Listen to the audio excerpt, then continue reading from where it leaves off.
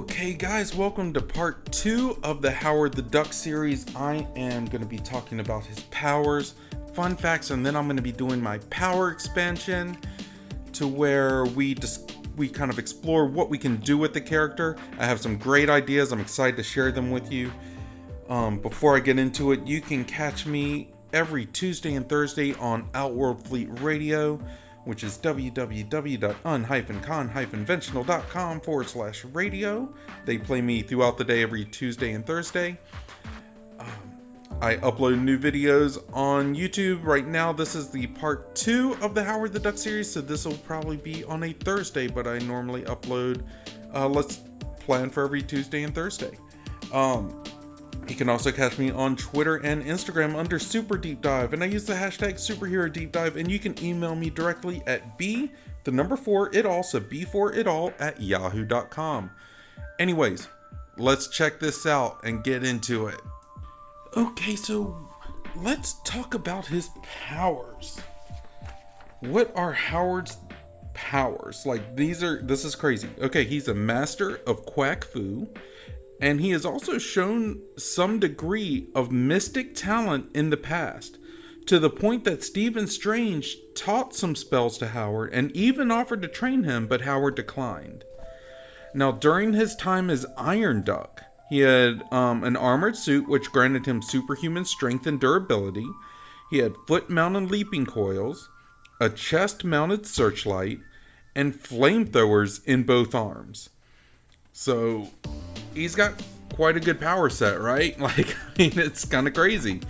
Now, I wonder how his maneuverability in the Iron Duck suit was, because as a master of quack fu, maybe he was throwing out some moves in armored form as well. But fun facts. All right, in the Amalgam comic universe, which is where DC and Marvel merged for like a short mini series. Like, they merged a bunch of their heroes and had a comic run with that. And it didn't last very long, but it was a lot of fun. So in the Amalgam Comics universe, Howard the Duck is actually fused with Lobo to become Lobo the Duck. On Earth 65, which is the Spider-Gwen universe, a human was actually named Howard T. Duck, so Howard the Duck, and is president of the United States. So that's kind of funny, right? And there was, in the same vein as the Multiverse and Spider-Verse, a legion of Howards. They include Howard the Duck, a version of Howard who wields Mjolnir and possesses the power of Thor, Sister Howard the Duck, which is a female version of Howard who is a nun on her world, Howard the Robo-Duck, which is a Japanese-style giant mecha piloted by an alternate version of Beverly Switzler. The ever-loving blue-eyed Howard the Duck, which is a version of Howard the Duck who possesses the abilities and appearance of the Thing. And Strange Duck, a mystical version of Howard who acts as his world's sorcerer supreme. So that's kind of funny, right? Like, there's a legitimate legion of Howards, much as the Spider-Verse. Alright, Lucasfilm and Universal Pictures produced a 1986 film, Howard the Duck, which is considered by a lot of people Marvel's first, or actually the first Marvel movie. So, there we go. In which the eponymous character is voiced by Chip Zien, or Zane, I don't know how you pronounce his last name, and performed by an assortment of stunt actors in a duck suit, ranging from Peter Baird, Ed Gale, Jordan Prentice, Tim Rose, Steve Sleep, Lisa Sturz, and Mary Wells. This version of Howard is brought to Cleveland by a laser spectroscope experiment gone awry and befriends rock singer Beverly Switzler. So that is great. It's so bad, but it's so awesome at the same time. Alright. Howard the Duck also makes cameo appearances in media in the Marvel Cinematic Universe. Howard is introduced in the live-action film Guardians of the Galaxy as a living exhibit in the Collector's Museum on Nowhere. Howard also makes cameo appearances in the live-action films Guardians of the Galaxy Volume 2 and Avengers Endgame. He also made an appearance in the Disney Plus series What If? Now, plans have also occurred for Howard to Howard the Duck to star in his own film. In 2016, Rob Zombie claimed that he had pitched a Howard the Duck film to Marvel, but was turned down. After a rumor in 2017 incorrectly stated that Marvel Studios was developing a film based on Howard the Duck that would involve Gunn as a producer, James Gunn confirmed that in September that the film for the character was not being made. He said that while there were several comic characters he loved, he was not making films on them all. Now, in June of 2018, Leah Thompson, who played Beverly Switzler, revealed that she was preparing to meet with Marvel Studios about her pitch for a new Howard the Duck film she wanted to direct, after previously starring in the 1986 film. Thompson had developed the pitch to be set in the MCU and worked on it for a really long time with modern Howard the Duck comic writer Chip Zdarsky and Joe Quinones, who had included her as a character in one of their comic runs. That September, Thompson said Marvel Studios loved her pitch but told her they had no plans for a Howard the Duck film, and they would contact her again following the development of their MCU television series on Disney+. Thompson expressed further interest in directing an MCU reboot for the character following his appearance on What If. So, could it happen? I don't know. It's possible. Now, Howard the Duck makes a cameo appearance in Ultimate Spider-Man animated series episode Awesome. Howard the Duck also makes a non-speaking cameo appearance in the Hulk and the Agents of Smash animated series episode The Collector as one of the character's prisoners. Howard the Duck appears in the Guardians of the Galaxy animated series. And Hulu intended to air a Howard the Duck animated series to be written with an executive produced by Kevin Smith and Dave Willis, which would have led up to a crossover in special involving MODOK. It would also involve Hitmonkey, Tigra, and Dazzler called The Offenders. However, in January 2020, it was announced that the Howard the Duck series, along with Tigra and Dazzler, were canceled. They just can't cut a break. But I have also done deep dives on Tigra and Dazzler, so check those out. And Hitmonkey. Like, all of those have been done, all of those are great, and they're a lot of fun. Check them out. Anyways, alongside the 1986 Howard the Duck film, Activision released a self-titled tie-in video game for the Commodore 64, MSX, Amstrad CPC, and ZX Spectrum. I don't know what all those are. I know the Commodore 64, and I'm assuming MSX is maybe DOS? Like Microsoft DOS, but I don't know.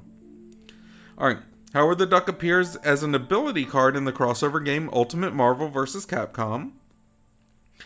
Howard the Duck appears as a playable character in LEGO Marvel Superheroes, and he is armed with a rocket launcher. He also appears as a playable character in the Facebook game Marvel's Avengers Alliance. Howard the Duck, wearing his Iron Duck armor, appears as a playable character in Marvel Contest of Champions. Additionally, Venom the Duck also appears. Howard the Duck appears as a playable character in the Match 3 mobile game Marvel Puzzle Quest. And Howard the Duck appears as a playable character in LEGO Marvel Superheroes 2. Additionally, he sports a variation of his Iron Duck armor. So, those are his powers, fun facts. What do you guys think? Like, he's pretty cool, right? Let me know. As always, you can reach out to me on Instagram and Twitter under superhero or super deep dive, and I use the hashtag superhero deep dive. You can reach out to me on YouTube under superhero deep dive. I would love it if you comment, like, subscribe, make any request, critiques, anything like that. Everything gets acknowledged. Most things get answered. I read everything, and I love having discussions with you guys, so it would be awesome. But let's get into power expansions. Okay, so this was a listener request, and to be honest, I really didn't have a high opinion of Howard the Duck. However, this character turned out to be a whole lot of fun. He's goofy and funny, but on a purposeful level, like without crossing the line like some other people. And Deadpool. I'm looking at you, Deadpool. You know, sometimes you go a little too far. And it's not funny, it's annoying. But that's just me. But where do we go with Howard? I kind of liked the Hulu series where it was tying in with MODOK and stuff. So let's have him do an animated or puppet or claymation show, kind of like Hulu's MODOK series. But let's have him be something in the background character in all these different events in Marvel history. At least, you know, after the events of Guardians of the Galaxy Volume 2. Like, hear me out. It would be fun with him basically telling old road stories from his superhero days. Playing parts that for him seem monumental, but in reality are absolutely meaningless. Like, he could have this huge narcissistic view of the world, but only to him. And let me explain. Like, for instance, when he's around people that don't know him, he's the biggest thing to happen since Thanos. I mean, you know, he can do it all. He was integral in everything. But to others, like the ones that may have been in the battles, or the ones that have seen it, he's insecure and drawn back, like he's really quiet and shy. This way, he's the main character of his story, but hardly even a blip in anyone else's story. Like, and if you've ever seen this happen to someone, it's absolutely hilarious. Like, it's comedy gold, and it could help strengthen that comedic layer in the MCU. Like, let's see, like, what if he had a part in the Spider-Man movie, you know, where all these people are coming in. Could Howard the Duck have met a Peter Parker in another universe? Could he have met America Chavez in Multiverse of Madness? Like, there's plenty there to pull from, and it could genuinely be great. You know, we have this guy that he's just telling, like, hey, did I tell you about the time I went and I freed myself from the Collector's Museum and escaped on the ship that, you know, like, that I was chased and all this other stuff. So, like, we see all this stuff. We see him describing this. And, you know, for the show, let's say it's half an hour. So if we see him describing this thing for like 20 minutes, you know, and he's talking about, you know, this epic space battle and he's doing all this stuff. But then for like the last 5 to 10 minutes of the show, we see what really happened. We see that the Collector was defeated and like everything had already been kind of destroyed. So Howard the Duck just ends up walking out on his own because he had already been basically freed with the destruction of everything. So he goes and finds a ship and he leaves and he sees maybe on like Thor Ragnarok, you know, where they're getting chased and stuff. So he sees that and basically he's just putting himself in their place. Like, he's not really getting chased. You see the battle happening around him, like, but not like he's in the middle. He's just off looking at it from the side. But he's just putting himself there. So for anyone else that wouldn't know, he was doing this courageous thing, and in reality, it really was nothing at all. I think it would be absolutely hilarious because you see these guys and you see it a lot, especially with like teenagers, like high schoolers. And I'm sorry, I'm not knocking you guys. It's basically like a maturity level. Like, you haven't hit that age where wisdom kicks in. But people, like, they hear these stories and they're like, man, you're so full of it. Like, and to an extent, I was that way when I was younger too. So I'm not knocking you. I'm just saying it's just a part of life. I think those are hilarious because we can have this character be so delusional that he is like, you know, a god among men, and really, he's not. What do you guys think of that? I think it'd be so funny. I think it'd be absolutely hilarious. I'd love to know what your plans would be for Howard the Duck. Let me know. As always, you can, if you're watching on YouTube, comment, like, subscribe. Help me get to 500 subscribers. Help me get more than that. But if I get 500, I'm gonna do a giveaway. and it'll be great. You can always email me directly at b4itall, so b4itall at yahoo.com. You can catch me on Twitter and Instagram under superdeepdive, and I use the hashtag superherodeepdive. DMs are always open, so please feel free. And yeah, let's do this thing. It would be great. It would be fun. But I'd love to hear what you guys have to say. If you have any questions, if you have any comments, if you have any other fun facts that I need to know about, please reach out to me, let me know. I love having those conversations with you. If you have any requests for future episodes, I'm all ears. I have a page of requests, and I'm just working down the list at this point. To be honest, like 99% of them are Marvel. Actually, I think 100% of them right now are Marvel. No, I do have one. I'm sorry, I have one.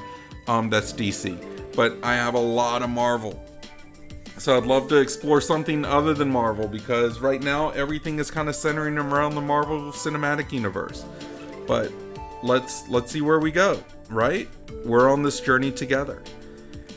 And I'm going to head out for now, guys. I hope everyone is blessed. I hope everyone's happy. I hope everyone's safe. I hope everyone is smart. And if you're not smart, don't get caught. I'll see you guys next time. Have a good one, guys. Bye-bye.